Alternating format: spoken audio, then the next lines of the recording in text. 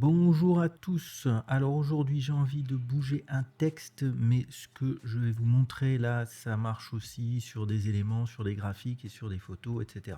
Donc je sélectionne mon titre, je vais dans la partie des paramètres, et là, si je voulais le bouger, ben, j'agis sur les curseurs. Donc c'est la course à quoi? Ben, à la tendinite. Donc est-ce que j'ai une manière plus simple de placer un objet, de le faire bouger, de le redimensionner, etc.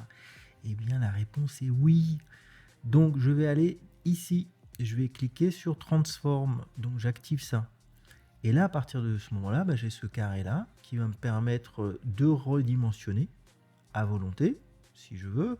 Je peux évidemment utiliser une des accroches là pour pour déplacer mon texte en 2 secondes. Donc, je le place où je veux. Ça, c'est quand même top. Je vais pouvoir évidemment travailler sur les rotations aussi. Et pourquoi c'est sympa? C'est parce que lorsqu'on va faire des effets, par exemple avec des keyframes, des points clés de déplacement, donc là je me mets au début de mon titre et j'ai envie par exemple qu'il passe comme ça en diagonale, qu'il aille de l'autre côté. Donc je vais activer la partie keyframe là, sur la partie évidemment de déplacement.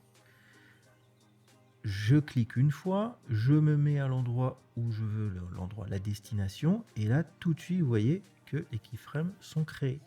En 2 secondes, en fait, j'ai fait un mouvement.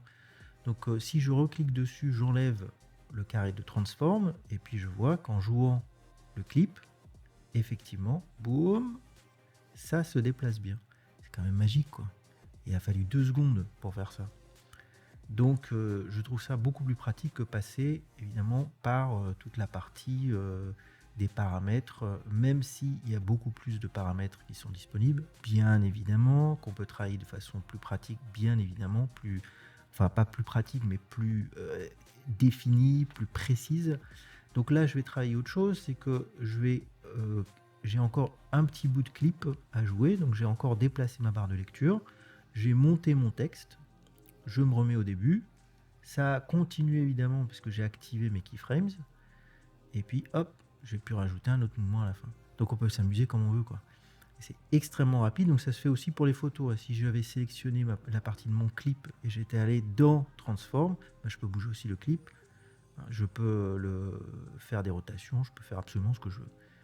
Ultra pratique à tester, et vous m'en direz des nouvelles. Et puis vous me remercierez aussi pour vos articulations. Ok? Allez, à bientôt.